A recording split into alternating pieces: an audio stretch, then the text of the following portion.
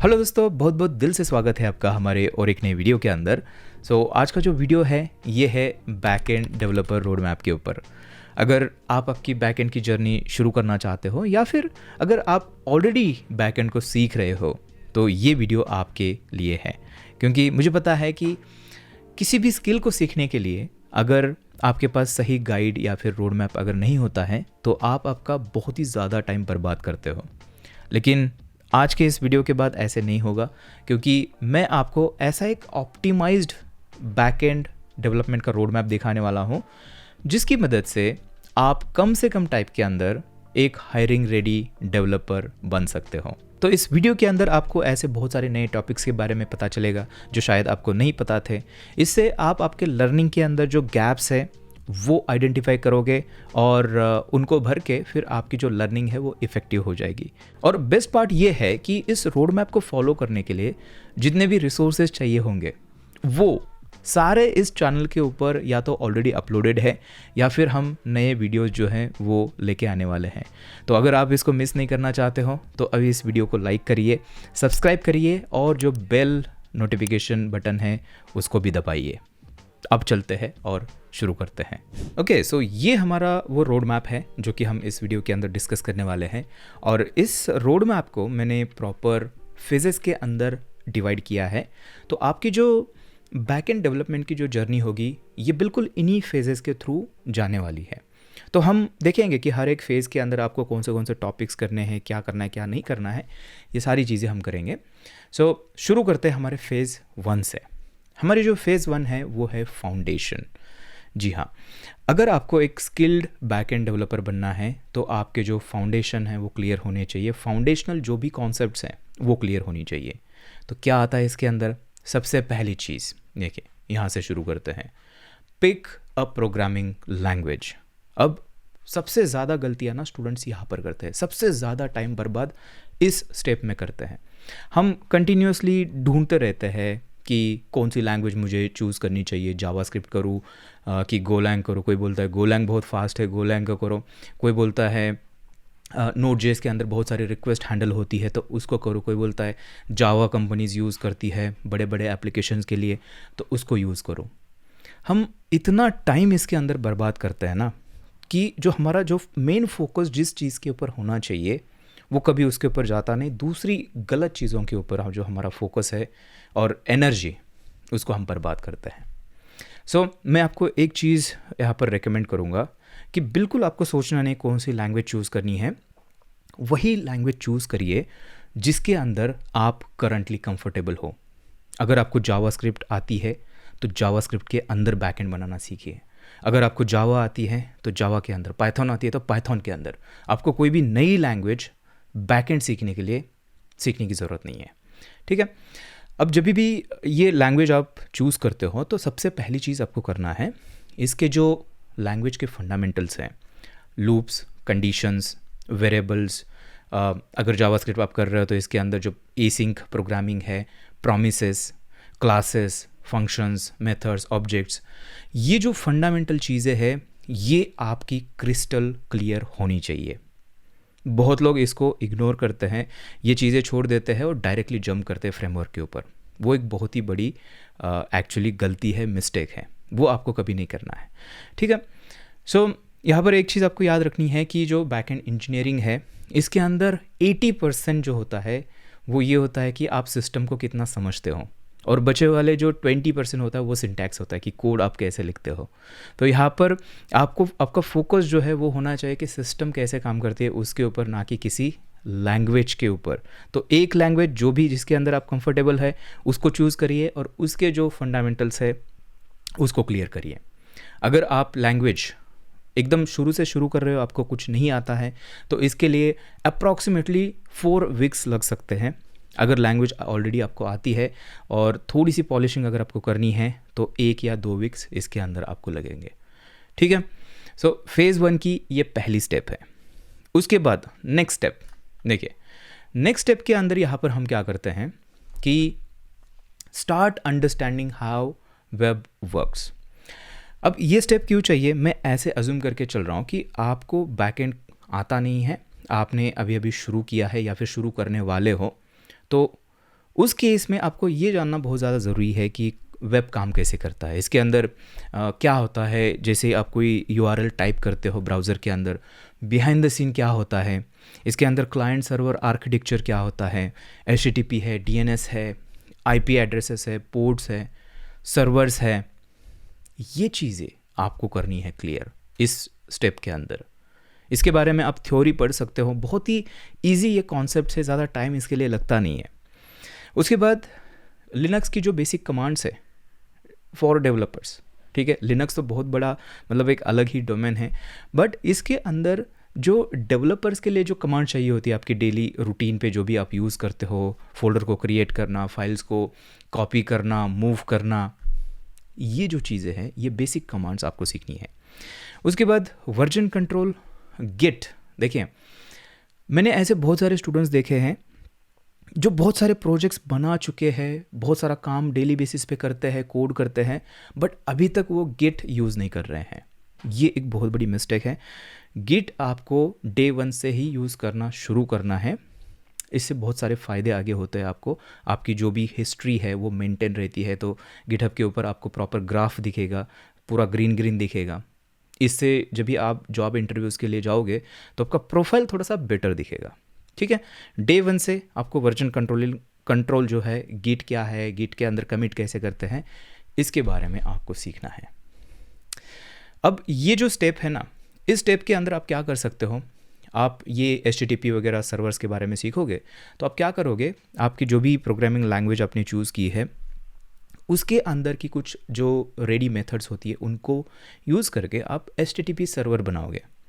HTTP server बनाओगे और वहाँ से आपको पहला काम ये करना है कि एक स्टैटिक वेबसाइट AI से आप जनरेट कर सकते हो। स्टैटिक वेबसाइट को आपके इस HTTP सर्वर से आप कैसे सर्व कर सकते हो, ये सीखिए, ठीक है। ये आपका पहला टास्क होगा इस स्टेप के अंदर।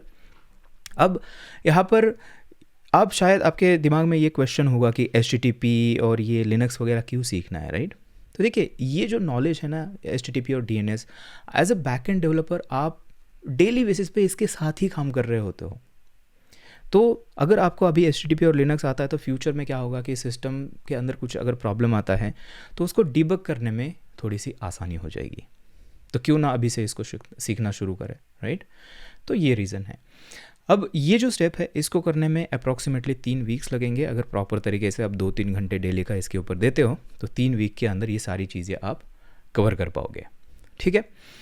उसके बाद बेसिकली ये जो फेज़ 1 है हमारे, इसका आउटकम कुछ ऐसे होगा कि आप एक खुद का HTTP सर्वर बनाओगे, उसके अंदर से स्टैटिक वेबसाइट जो है वो आप सर्व करोगे और इसी के साथ में आपको एक अच्छी अंडरस्टैंडिंग होगी कि जो वेब है वो काम कैसे करता है। यहाँ पे टाइप हो थोड़ा सा, वेब काम कैसे करता है, right. Client server, HTTP request वगैरह, ये सारी चीज़ें यहाँ पे आप सीखोगे। ओके, सो ये आपकी फेज़ 1 है। अब फेज़ 1 होने के बाद आपको जाना है फेज़ 2 के ऊपर। ये देखिए, ये हमारी फेज़ 2 है एंड फेज़ 2 के अंदर सबसे पहले फेज़ 2 है हमारी कोर बैकएंड की। कोर बैकएंड मतलब एक्चुअली बैकएंड क्या होता है उसके बारे में है ये। सो इसके अंदर अगर थोड़ा सा नीचे आते हैं तो देखिए, बिल्डिंग APIs। बैकएंड एप्लीकेशन जब भी बनाते हैं ना तो मोस्ट ऑफ द टाइम हम क्या कर रहे होते हैं, हमारे बैकएंड के ऊपर APIs बना रहे होते हैं। तो आपको यहाँ पर सीखना है कि APIs बनती कैसी है।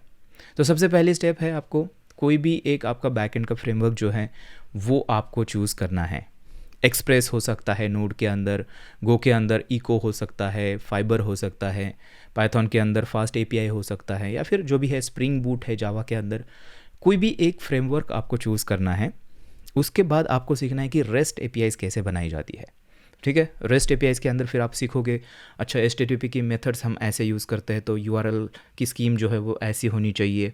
फिर हम ऐसे चीज़ों को रिस्पॉन्स रिटर्न करते हैं, उसके अंदर फिर हेडर्स आते हैं। ये चीज़ें जो है ये आप यहाँ पर सीखोगे।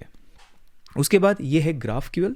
अब GraphQL जो है ना, ये REST API जैसा ही थोड़ा सा अलग है बट काम वही करता है। आपको बेसिकली सर्वर से डेटा अगर गेट करना है तो या तो आप REST यूज़ करते हो या फिर GraphQL जो है, 2 पॉपुलर ऑप्शन है वो यूज़ करते हो। तो यहाँ पे GraphQL जो है ना ये मैंने रखा हुआ है, लेकिन ये ऑप्शनल है। अगर आप यहाँ पे नहीं करोगे इसको, बाद में भी अगर एक्सप्लोर करते हो तो भी चलेगा, लेकिन ये जो रेस्ट है ना ये कंपलसरी है, इसको आप करिए क्योंकि मेजॉरिटी टाइम यही यूज़ होता है। इसके अंदर आप CRUD सीखोगे। CRUD मतलब होता है create, read, update and delete operation जो आप करते हो डेटाबेस के अंदर। तो राउटिंग करते हो, इसी के साथ में कंट्रोलर्स आप बनाते हो, मिडलवेयर्स की कॉन्सेप्ट आपको यहाँ पे पता होती है। ऑथेंटिकेशन, कैसे JWT टोकन्स या फिर सेशंस हम क्रिएट कर सकते हैं, कैसे ऑथराइजेशन, इसके अंदर कैसे रोल्स होते हैं ना कि ये एडमिन है तो ये एक्सेस कर सकता है, ये मैनेजर है तो ये सिर्फ इतना ही एक्सेस कर सकता है। तो जो एक्सेस है ना उसको ऑथराइजेशन हम बोलते हैं। तो वो चीज़ें आप यहाँ पर सीखोगे। और इसी के साथ में एरर हैंडलिंग एक बहुत ही ज़्यादा ज़रूरी होता है।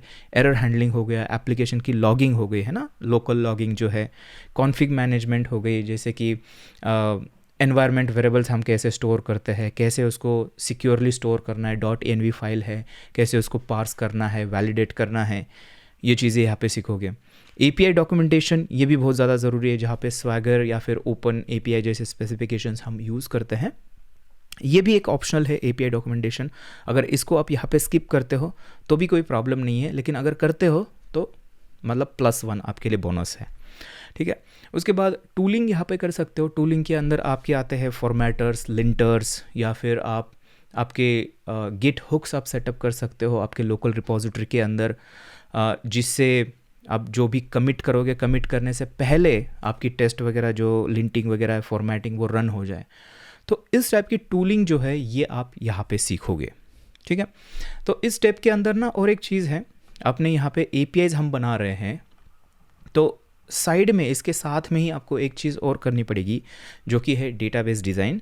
और डेटाबेस डिज़ाइन, क्योंकि डेटा हमारा सारा डेटाबेस के अंदर हम स्टोर करते हैं, तो ये एक्चुअली इतनी ज़्यादा ज़रूरी स्टेप है ना, इसको आप स्किप नहीं कर सकते हो, ठीक है।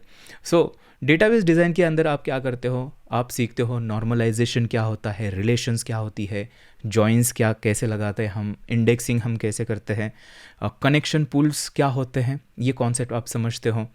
तो ये आप इसके अंदर ना कोई भी SQL डेटाबेस या फिर NoSQL डेटाबेस भी चूज़ कर सकते हो। MongoDB है, Postgres है, तो डेटाबेस कोई भी हो, ये कुछ कॉन्सेप्ट्स है जो कि कॉमन है और वो हम करते हैं सब जगह पर, तो इनको आप यहाँ पर सीखोगे। उसके बाद क्वेरी करना सीखोगे। SQL की अगर करते हो तो SQL की क्वेरी आप करोगे, और उसको और थोड़ा सा आसान करने के लिए हम ORMs यूज़ करते हैं या फिर क्वेरी बिल्डर्स यूज़ करते हैं, जैसे कि प्रिज्मा है, टाइप ORM है, गॉर्म है, सिक्वलाइज है, राइट। इस टाइप के ORMs जो है वो आप सीखोगे। अब ORM जब भी सीखना स्टार्ट करोगे तो उसके अंदर और भी चीज़ें आपको पता हो जाएगी, माइग्रेशन क्या होता है, डेटाबेस सीडिंग क्या होती है। तो ये जो ऐसी कुछ छोटी छोटी चीज़ें हैं ना, वो ऑन द वे आपको रास्ते में आएगी, फिर आप उनको थोड़ा सा सीखते सीखते आगे जाओगे, ठीक है। तो इस तरह से ये जर्नी होगी। और डेटाबेस इतना ज़्यादा ज़रूरी इसलिए है क्योंकि जब भी आपके एप्लीकेशन के अंदर ट्रैफिक ग्रो होता है तो सबसे पहली जो बॉटलनेक होती है ना, वो आपका डेटाबेस स्ट्रगल करना शुरू करता है। तो इसलिए ये ज़रूरी है, और मुझे लगता है कि इसके लिए आपको 3 वीक्स लगेंगे अगर आप प्रॉपर तरीके से हर एक टॉपिक को करने जाओगे। 3 वीक्स के अंदर आप प्रॉपर तरीके से डेटाबेस को अच्छी तरीके से मास्टर कर सकते हो REST API के लिए, ओके। सो ये 2 चीज़ें हैं, APIs और डेटाबेस, ये साथ में बनेगा। तो इवेंचुअली क्या हो जाएगा कि आपके पास एक एंड टू एंड फ्लो यहाँ पर आप रेडी हो जाएगा। तो फ्रंट एंड से जैसे रिक्वेस्ट आएगी आपके API के ऊपर, डेटाबेस के अंदर जाएगा, डेटाबेस के अंदर क्वेरी करोगे आप, और फाइनली रिस्पांस रिटर्न करोगे। तो ये सारी एंड टू एंड जो है ये आप यहाँ पर करोगे, ठीक है। अब यहाँ पे एक चीज़ याद रखनी है, ये जब भी आप कोड कर रहे हो तो यहाँ पे थोड़ा सा फोकस आपको कोड के रीडेबिलिटी के ऊपर करना है, कि कैसे आप उसको कोड को ऑर्गेनाइज कर रहे हो, फोल्डर्स कैसे बना रहे हो, उसके बाद जो वेरिएबल्स की नेमिंग है वो कैसे कर रहे हो, ये सारी चीज़ें, स्ट्रक्चर वगैरह, ये सारी चीज़ों का ध्यान आपको यहाँ पर रखना है, ठीक है। जितना पहले से आप ये सारी चीज़ें ऑर्गेनाइज करने का मतलब आदत लगाते हो, वो आपको फ्यूचर में बेनिफिट देगी।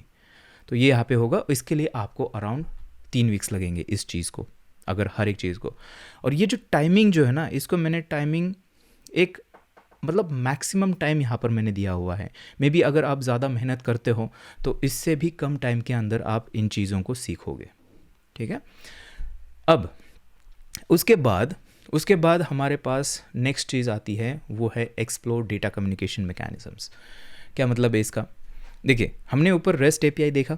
रेस्ट एपीआई मतलब क्या होता है कि आप अगर सर्वर से कोई डेटा हमें क्लाइंट के ऊपर फेच करना है, तो हम कम्युनिकेट कर रहे हैं सर्वर के साथ में, और वो कम्युनिकेट कर पा रहे हैं रेस्ट एपीआई की मदद से या फिर ग्राफक्यूएल की मदद से। तो इसके अलावा और भी कम्युनिकेशन के मैकेनिज़म्स हैं। अब ये जो यहाँ पे पोर्शन मैंने लिखा है ना, ये थोड़ा सा मैं इसको ऑप्शनल इस चीज़ के लिए बताऊंगा आपको, क्योंकि एक्चुअली ऑप्शनल सही वर्ड नहीं है इसके लिए।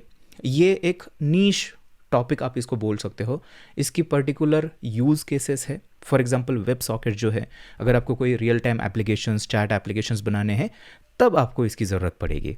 या फिर वेब आरटीसी है, अगर आपको कोई वीडियो कॉलिंग, ऑडियो कॉलिंग, इस टाइप की चीज़ें करनी है तो इसकी ज़रूरत पड़ेगी। सर्वर सेंट इवेंट्स, ये कॉन्सेप्ट हैं। जब भी आपने देखा होगा चैट जीपीटी के अंदर वो रिस्पॉन्स जो है स्ट्रीमिंग होता है, टाइपिंग वाला इफेक्ट आता है, तो वो सारी चीज़ें सर्वर सेंट इवेंट्स की मदद से आप कर सकते हो। आपको डेटा स्ट्रीम कैसे करना है, लार्ज फाइल स्ट्रीम कैसे करनी है सर्वर से, वो आप यहाँ पे कर सकते हो। इसके अराउंड आपको छोटे छोटे प्रोजेक्ट्स बनाने हैं, चैट एप्लीकेशन बना दिया, वीडियो कॉलिंग बना दिया चैट जीपीटी का, या फिर कोई लॉग स्ट्रीमर बना दिया जहाँ पे सर्वर सेंट इवेंट्स आप यूज़ करोगे। ठीक है, तो इनकी नीश यूज़ केसेस है। यहाँ पे चाहो तो आप इसको थोड़ा सा स्किप कर सकते हो, बट अगर आप इसको करोगे तो आपका नॉलेज पहले से ही वाइडन होके जाएगा और आगे आपको इसका बेनिफिट होगा। ये अगर करोगे आप, यहाँ पे 3 वीक्स आपको इसको भी लगेंगे, क्योंकि कुछ टॉपिक्स है जैसे कि वेब आरटीसी वगैरह, ये थोड़े से कॉम्प्लेक्स टॉपिक्स है, तो उसके लिए उसके ऊपर आपको प्रॉपर टाइम देना पड़ेगा। और अगर आप प्रोजेक्ट्स बिल्ड कर रहे हो तो हाँ, इतना टाइम तो लगेगा इसके लिए। इसी के साथ में ना और एक चीज़ आपको करनी है, जो कि है यूनिट टेस्टिंग, बेसिकली एप्लीकेशन की टेस्टिंग, जिसके अंदर यूनिट टेस्टिंग आती है, integration, end to end testing आती है, या फिर आप पोस्टमैन, इंसोमनिया, इस टाइप के टूल्स भी आप यूज़ कर सकते हो। तो ये भी यहाँ पे मैंने ऑप्शनल इसलिए रखा हुआ है। हालांकि मैं रिकमेंड ये करूँगा कि टेस्टिंग को जितना जल्दी हो सके आप अगर इसको सीखते हो तो ये हमेशा आपको बेनिफिट करेगा आपके कोड के अंदर। बट यहाँ पे है, अगर आपको यहाँ पे इस फेज़ के अंदर करना है तो आप करिए इसको। मैं आपको रिकमेंड करूँगा तो बिल्कुल करना है आपको, करिए यहाँ पर। ठीक है, इसके लिए टाइम लगेगा आपको 2 वीक्स का। 2 वीक्स के अंदर ये सारी चीज़ें आप सीख पाओगे। ठीक है, ज़्यादा मुश्किल नहीं होता। एक बार कॉन्सेप्ट आप ग्रैब कर लेते हो तो आपके एप्लीकेशन के अंदर आप टेस्टिंग करना शुरू करोगे। बहुत ही ईजी काम है इसके अंदर। ये हो गई हमारी फेज़ 2 कंप्लीट। ठीक है, कोर बैकएंड यहाँ पर आप सीखोगे। अब उसके बाद नेक्स्ट आती है हमारी फेज़ 3। और ये जो फेज़ 3 है, इस फेज़ 3 के अंदर बेसिकली हम क्या करते हैं, प्रोडक्शन एंड स्केलिंग के ऊपर काम करते हैं। हमने रेस्ट एपीआई बनाई, फंडामेंटल्स हमने क्लियर कर दिए। अभी हमें इसको क्या करना है, इस एप्लीकेशन को डिप्लॉय करना है। तो ये भी तो एज अ बैकएंड इंजीनियर आपको आना चाहिए। सो इसके अंदर सबसे पहली चीज़ है डिप्लॉयमेंट। डिप्लॉयमेंट आपको सीखनी है। उसके लिए आप डॉकर एंड कंटेनर्स, इसके बारे में सीख सकते हो कि कैसे डॉकर कंटेनर्स के अंदर आप आपका जो एप्लीकेशन है वो डिप्लॉय कर सकते हो। चीज़ें ईजी हो जाती है उससे थोड़ी सी। उसी के साथ में CI/CD के बेसिक्स, अगर आपको डिप्लॉयमेंट ऑटोमेट करनी है तो उसके लिए हम CI/CD यूज़ करते हैं, तो उसको आप सीखोगे। इसके अंदर गिटहब एक्शन आप सीखोगे, या फिर जेनकिंस वगैरह इस टाइप। जेनकिंस थोड़ा सा मतलब एडवांस टूल हो जाएगा, बट जो गिटहब एक्शंस है वो एटलीस्ट आपको आनी चाहिए। क्लाउड डिप्लॉयमेंट, जहाँ पे AWS के ऊपर आप किसी EC2 के ऊपर क्या कोई एप्लीकेशन डॉकर कंटेनर के अंदर डिप्लॉय कर पा रहे हो, ये चीज़ें यहाँ पे आप सीखोगे। वर्सल के ऊपर चीज़ें कैसे डिप्लॉय करनी है, नेक्स्ट जेस का अगर बैकएंड आप बना रहे हो तो मे बी वो कैसे करना है, रेंडर या फिर जो भी प्लेटफॉर्म्स अवेलेबल हैं उनके ऊपर क्लाउड के अंदर कैसे डिप्लॉय करना है, वो आपको यहाँ पे सीखना है। इसी के साथ में एनवायरनमेंट मैनेजमेंट, मतलब अब जब भी बड़े एप्लीकेशंस बनाते हो तो एप्लीकेशन अलग अलग एनवायरनमेंट के अंदर होते हैं। डेव एनवायरनमेंट, जहाँ पे डेवलपमेंट की चीज़ें हम डालते हैं, फिर टेस्टिंग वगैरह होती है, स्टेजिंग होती है, यहाँ पे भी टेस्ट हम या फिर लोड टेस्ट जो है वो रन करते हैं। एंड एक होता है प्रोडक्शन एनवायरनमेंट, तो उसको मतलब जो आपके यूज़र्स है वो यूज़ कर रहे होते हैं। तो ये एनवायरनमेंट कैसे हमें क्रिएट करने हैं, अलग अलग क्या क्या उनका कॉन्फ़िगरेशन होता है, वो चीज़ें आप यहाँ पे सीखोगे।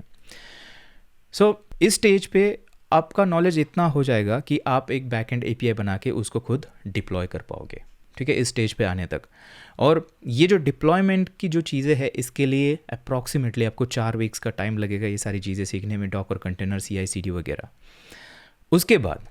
उसके बाद आपको सीखना है सिक्योरिटी के बारे में, क्योंकि हमने मतलब आपने एप्लीकेशन डिप्लॉय कर दिया, अब उसको सिक्योर भी तो करना है, राइट। तो उसके अंदर आता है रेट लिमिटिंग। रेट लिमिटिंग ज़रूरी होता है, उसके मल्टीपल रीजंस है, जैसे कि आपका एप्लीकेशन DDoS ना हो, उसके लिए आप रेट लिमिट लगा सकते हो उसके ऊपर। या फिर अगर आपका सर्वर है उसका भी लिमिट होता है, राइट, कि इतने पर्टिकुलर रिक्वेस्ट के बाद वो क्रैश कर देगा, तो वो क्रैश ना हो जाए इसलिए हम रेट लिमिटिंग लगा सकते हैं कि मेरा सर्वर इतनी रिक्वेस्ट हैंडल कर सकता है, उसके बाद अगर और रिक्वेस्ट आती है तो उसको रिजेक्ट कर देना।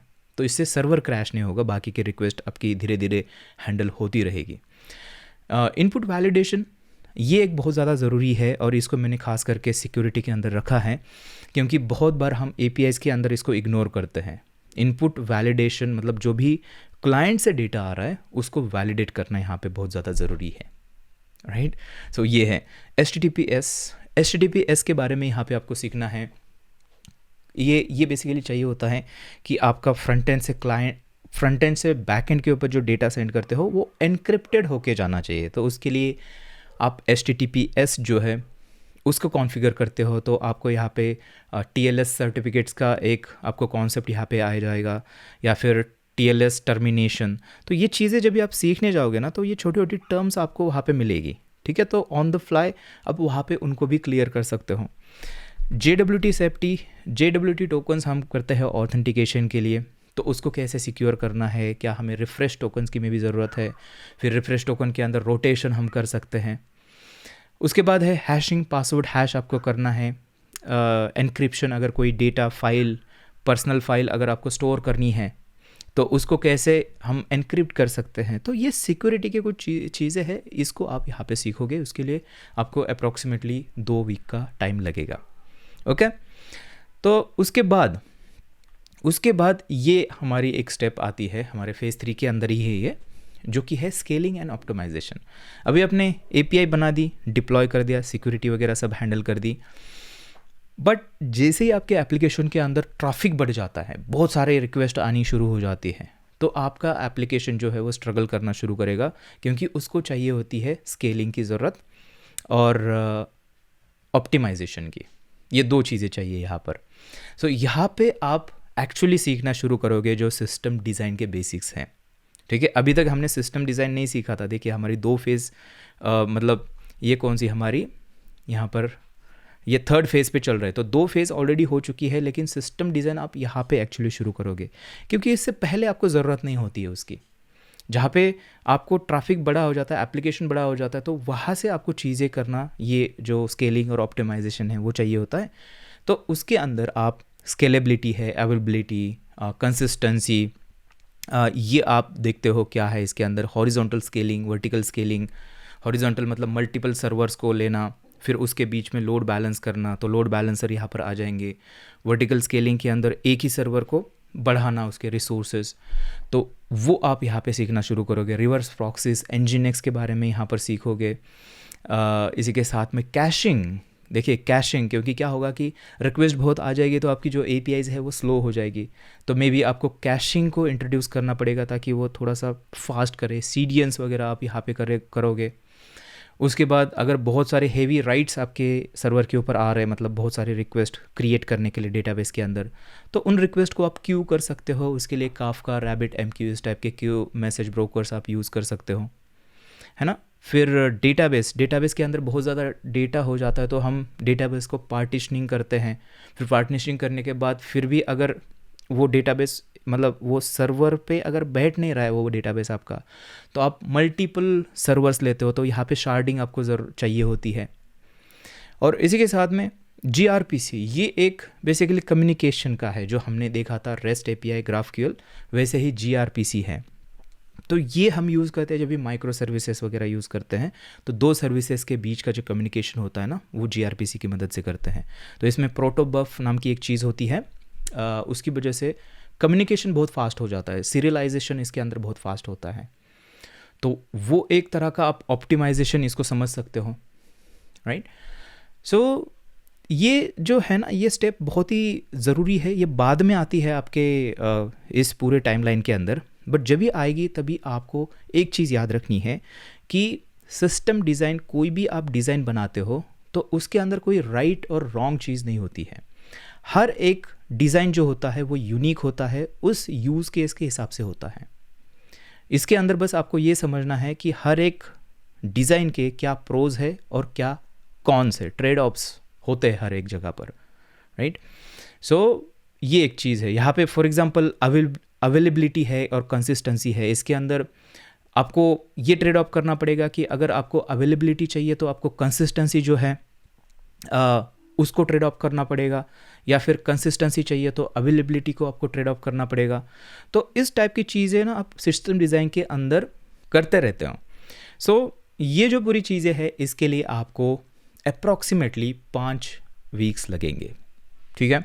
एकदम आपको एकदम डीप में नहीं जाना है इसके अंदर, एटलीस्ट आप एक इंटरमीडिएट लेवल तक की कॉन्सेप्ट जो है वो आपको यहाँ पर ग्रास्प करनी है। उसके बाद जो नेक्स्ट आपको चीज़ करनी है वो है ऑब्जर्वेबिलिटी। इसके अंदर आप क्या करते हो, इसके अंदर आपका एप्लीकेशन को आप मॉनिटर करते हो, उसके सिस्टम के रिसोर्सेस मॉनिटर करते हो, मेट्रिक्स चेक करते हो कि कितनी रिक्वेस्ट आ रही है, क्या कितनी फेल हो रही है, कितनी एरर्स है, क्या रेशियो है, ये सारी आप चीज़ें फिगर आउट करते हो। लॉगिंग, उसको आप एक्सटर्नल सर्विस के ऊपर लेके जाते हो, ट्रेसिंग करते हो। तो ये ना जैसे सिस्टम आपकी कॉम्प्लेक्स होनी शुरू हो जाती है, बहुत सारा ट्रैफिक आता है, तो ये ऑब्जर्वेबिलिटी बहुत ज़्यादा ज़रूरी होती है। अगर अचानक से कोई बग आ जाता है या फिर कुछ हो जाता है तो आपको एक्चुअली यही एक जगह होती है जहाँ पे आपको इसका जो रूट कॉज है वो पता चलता है, राइट। तो इसके ऊपर आप काम करते हो। ये बहुत ही सिंपल है। इसके अंदर हम टूल्स जैसे प्रोमेथियस और ग्राफाना, इस टाइप के टूल्स आप यूज़ करते हो, या फिर इलास्टिक सर्च आप लॉगिंग वगैरह ये करने के लिए कर सकते हो। तो वो आप जल्दी ही सीख जाओगे, क्योंकि उसके अंदर कोई आपको ऐसी मास्टरी एज सच नहीं करनी है। इसके अंदर जस्ट आपको देखना है कि कैसे इन टूल्स को कॉन्फ़िगर करना है और कैसे यूज़ करना है। तो इसलिए यहाँ पे अप्रॉक्सीमेटली 1 वीक इसके लिए लगेगा आपको। उसके बाद ये फेज़ हमारी ख़त्म हो गई, ठीक है। एक चीज़ बस आपको याद रखनी है कि बैकएंड के अंदर हम चीज़ों को मेमोराइज नहीं करते हैं, ठीक है। It's all about solving problems under constraints. क्या मतलब है इसका, कि जब भी आप डिज़ाइन करते हो तो कंस्ट्रेंट्स हमेशा आपके पास होते हैं। या तो आपके पास सर्वर, मतलब जो है सर्वर एनवायरनमेंट, उसके ऊपर आपके पास लिमिटेड रिसोर्सेस है तो उसके अंदर आपको प्रॉब्लम सॉल्व करना है, ये हो सकता है। या फिर मतलब कंस्ट्रेंट्स जो है ना ये हमेशा आपके सिस्टम के अंदर होते हैं। तो आपका मतलब काम ये होता है कि प्रॉब्लम सॉल्व कैसे करना है उन कंस्ट्रेंट के अंदर, वो लिमिटेशन जो है उसके अंदर हमें प्रॉब्लम सॉल्व कैसे करना है, ये आपको यहाँ पर सीखना है इस फेज़ के अंदर, ओके। सो ये फेज़ हमारी कंप्लीट हो चुकी है। फिर हम जाएंगे हमारे नेक्स्ट फेज़ के ऊपर, जो कि है हमारी लास्ट फेज़, और ये है हार्डकोर बैकएंड इंजीनियरिंग। अब ये जो फेज़ है यहाँ पर, इसके अंदर हम क्या करते हैं, देखिए इसके अंदर हम नर्ड बनते हैं। इसका मतलब क्या है, हमने देखिए एपीआई बनानी सीखी है, सिक्योरिटी देखी है, उसकी डिप्लॉयमेंट देखी है, स्केलिंग देखी है, ऑप्टिमाइज, सारी चीज़ें देख ली है। अब हमें क्या करना है, हम अभी बैकएंड कोडिंग के अंदर थोड़ा सा और ज़्यादा डीप में जाना है, मास्टरी करनी है, जिसके अंदर आप डिज़ाइन पैटर्न सीखोगे कि कैसे स्केलेबल आर्किटेक्चर्स को कोड के अंदर आप डिज़ाइन कर सकते हो। इसके अंदर आप सीखते हो कि LLD कैसे करनी है, लो लेवल डिज़ाइन जो होती है उसको कैसे करना है, ये आप यहाँ पे करते हो। उसके बाद यहाँ पर क्लीन आर्किटेक्चर प्रिंसिपल्स आते हैं, तो वो यहाँ पे सीखते हो, सॉलिड प्रिंसिपल्स।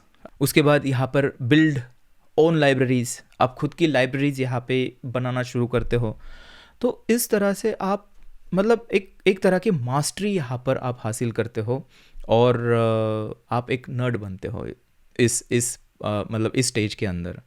सो यहाँ पर आप अनस्टॉपेबल बन जाते हो, क्योंकि आपको सारी चीज़ें अभी पता हो चुकी है। आपको बस यहाँ से आगे ये करना है। बाय द वे इसको 6 वीक्स लगेंगे अराउंड ये डिज़ाइन पैटर्न्स वगैरह सीखने के लिए, लेकिन ये इसके अंदर जो भी चीज़ें आप करोगे ना, ये एक तरह से इसको थ्रू आउट योर लाइफ ये चीज़ें आप करते रहोगे। ये जो चीज़ें हैं ना आपके एक्सपीरियंस से इम्प्रूव होती जाती है। तो इस स्टेज पे आके एक टाइम ऐसा आ जाएगा कि आपको किसी भी तरह का अगर एप्लीकेशन बनाना है तो वो आप खुद इसको डिज़ाइन करके, बिल्ड करके, डिप्लॉय कर पाओगे, ऑप्टिमाइज़ कर पाओगे, स्केल कर पाओगे। ये सारी चीज़ें आप खुद कर पाओगे। तो ये हमारी 4 फेजेस थी। अब इसके अंदर आपका शायद क्वेश्चन ये होगा कि ठीक है, आपने फेजेस बता दी, लेकिन ये सीखना कैसे है, राइट? रिसोर्सेज क्या, इसके कौन से रिसोर्सेज हैं? तो देखिए, मोस्ट ऑफ द टाइम मैं आपको रिकमेंड करूँगा कि आप डॉक्यूमेंटेशन जो होता है इसको पढ़ना शुरू करिए। जब भी आप लाइब्रेरी वगैरह यूज़ कर रहे होते हो, फ्रेमवर्क वगैरह, तो उसकी चीज़ें डॉक्यूमेंटेशन से आपको करनी है, क्योंकि फ्रेश इन्फॉर्मेशन वहाँ पे आपको मिलती है। आप यूट्यूब के ऊपर बहुत सारे रिसोर्सेज अवेलेबल होते हैं, वो आप कर सकते हो। बाय द वे, इसके जो सारे जितने भी रिसोर्सेज हमने कलेक्ट किए हैं वो सारे आपको मिलेंगे। डिस्क्रिप्शन के अंदर लिंक है, जाके डाउनलोड करिए उसको। और ये जो हमारा रोड मैप है ना, इसका भी PDF आपको वहाँ पर मिल जाएगा, तो आप देख लेना उसको, ठीक है? ओके, सो आपको बस कंसिस्टेंसी रखनी है आपके लर्निंग के अंदर। अगर आप कंसिस्टेंसी रखते हो तो आप खुद भी नोटिस नहीं करोगे कि आप कभी फ़ेज़ 1 से फ़ेज़ 2 के अंदर चले गए, फ़ेज़ 2 से फ़ेज़ 3 पे चले गए और फ़ेज़ 4 पे चले गए। ये एकदम अननोइंगली हो जाएगा अगर आप इसको बड़ी डेडिकेशन के साथ अगर आप करोगे तो, ठीक है? इसी के साथ में लास्ट में जाते जाते ये बोलूँगा, अगर इसको आपको और भी स्पीड अप करनी है प्रोसेस, तो codersgyan.com के ऊपर बैकएंड फंडामेंटल का एक प्रीमियम कोर्स अवेलेबल है, जहाँ पे इसके अंदर बहुत सारी चीज़ें आपके लिए स्पीड अप हो जाएगी। कम से कम टाइम के अंदर आप इसको कर पाओगे, ठीक है? तो उसको चेकआउट कर देना। और आपका अगर फंडामेंटल ऑलरेडी क्लियर है और आपको APIs बिल्ड करना सीखना है, तो ये लेफ्ट वाला वीडियो देखिए।